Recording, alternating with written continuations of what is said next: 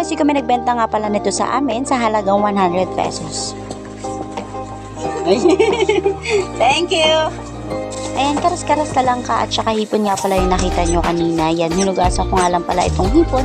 Nalulutuin natin ngayon. Pero ang naisip ko, hatiin siya sa dalawa para pwede ko siyang lutuin pa yung bukas, yung kalahati. O pwede ko siyang ihalo sa mga gulay or kung ano man po yung maisip namin na ulamin namin bukas. Ito nga po palang kalahati na ilalagay natin siya sa ref. Lagay ko po muna siya sa plastic kasi baka po masira yung ref namin, mga moy, ganyan. Yung ref po pala namin automatic po yun. O di po ba, sabi ko sa inyo, automatic po yung ref namin. O, partida, may laman pa po yan. Na mamaya po lalagyan po natin ang karga yan. So, naglabas nga pala ako ng bahay para po tumingin sa tindahan kung ano po yung mga gulay na pwede natin ihalo sa hipon na lulutuin po natin. At pumunta na nga po ako dito sa tindahan ng aking pinsan. At meron nga po pala ako dito napansin na talagang masarap itambal sa hipon. Magkano ito, te? Itong mix na gulay. 30 pesos nga pala itong binili kong gulay sa pinsan ko. So, umuwi na ako sa bahay para i-ready na to kasi mag-aalas 10 na siya, uuwi yung mga estudyante natin. Kailangan pagdating nila, meron na silang kakainin. Siyempre, bago natin lutuin tong gulay, lilinisan muna natin sila kung pipili natin yung sitaw, kung meron bang mga bulok na kasama. And then, hinahati ko nga pala yung talong nito kasi ayoko yung masyadong malaki. Malaking hiwa po baka kung ano pong talong na malaki ang iniisip mo. So yan, binalatan ko nga lang po pala itong kalabasa natin para hindi na mairita yung mga anak natin sa pagkain. Then tinanggalan din natin ng buto yung ampalaya para hindi siya mabad. After po niya, naghiwa na po ako ng sibuyas, bawang at kamatis. At syempre po kailangan po natin hugasan ng mabuti itong gulay para iwas po sa mga uod or insekto na nakadikit po sa kanila. Ito nga po palang kawali na ginamit ko. Nabili ko nga po pala ito sa TikTok shop sa halagang 200 pesos plus. Ganon. Hindi na po kayo lugi kasi totoo po, non-sticky po talaga itong kawali na to. Kasi nakailan try na po ako na magprito dito. Hotdog, itlog, isda. Talagang hindi po siya dumidikit. At saka nakaka-enjoy po siyang gamitin kasi hindi po siya hassle katulad ng mga iba nating kawali na talagang dumidikit-dikit siya. Dito po hindi. At saka ang sarap po magluto dito.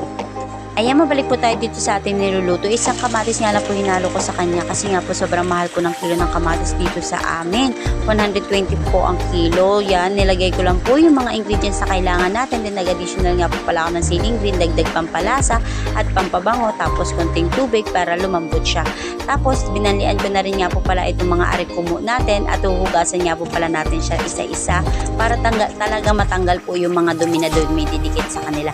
And then hindi ko nga po pala pinalampas itong mga paa ng mga arikumo kasi masarap po siya. Pinili ko lang po yung malalaki bago ko po siya nilagay. Then nag-additional lang tayo ng asin kasi aalog po natin siya para talaga matanggal po yung dumi at langsan ng arikumo po natin. So ayan, hugasan lang po natin siya. 3 beses ko nga pala ito hinugasan hanggang sa maglinaw po yung tubig niya na pinapanghugas po natin para bago natin siya lutuin talagang malinis po siya. Then sinalin ko nga lang po pala itong gulay po natin kasi dito ko rin po sa kawaling to lulutuin yung ating arikumo. Pinakuluan ko nga lang po pala siya sa tubig. Then nung naluto po siya, tinanggal ko po yung sabaw. Then naglagay nga po pala ako ng konting asin at saka mantika bago ko po siya inahalo para talagang malasa po siya.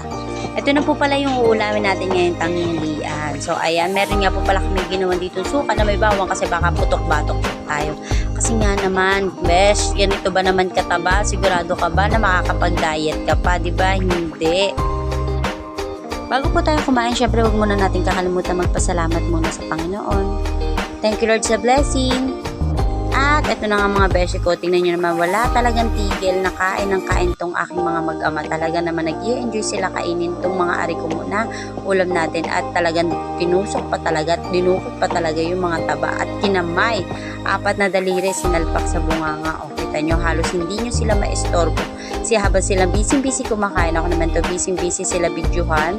At yung asawa ko naman talaga naman nag-i-enjoy sa pagkain nitong talangka. At sinawsaw pa talaga sa suka. Talaga naman, sino ba namang hindi matatakam kung ganito yung makikita mo sa talangka? Diba mga beshi ko? Natatakam ka na ba mga beshi ko? Magpili ka na ng talangka. Alam ko marami yan ngayon kasi tag-ulan. So isasawsaw mo lang siya sa suka, sabay kain, lalo't pat nakakamay. Kapag ganito nga po palang panahon na talagang umuulan-ulan po dito sa amin sa Mindoro, talagang marami po naglalabasan ng mga talangka, kalampay, karas-karas o arikumo po kung tawagin. At ang sarap naman po talagang ulamin na po itong paa ng karas-karas tapos isasawsaw pa po natin siya sa suka na maanghang. Kain kain po tayo. Pagtapos nga po pala namin kumain dyan, nag-prepare na rin nga po yung mga estudyante namin para ihatid naman po sila sa school. At pag-uwi nga po ng asawa ko maya-maya po at may tumawag sa kanya na kailangan po namin puntahan. Kaya kami naman po ay nag-prepared para puntahan po yung tumawag sa kanya. And then syempre kailangan po natin ng helmet bago po tayong umalis for safety po natin. Dahil sa bayan po yung punta natin kaya kailangan po natin mag-helmet. Kung napansin nyo po kanina wala pong helmet na nasuot yung dalawa namin estudyante. Dahil malapit lang po sa tinitirhan namin yung school po na pinapasukan nila. Unless po dito napupunta po tayo ng bayan kaya kailangan po natin ng safety po natin. So hanggang dito na lamang po. Bye bye!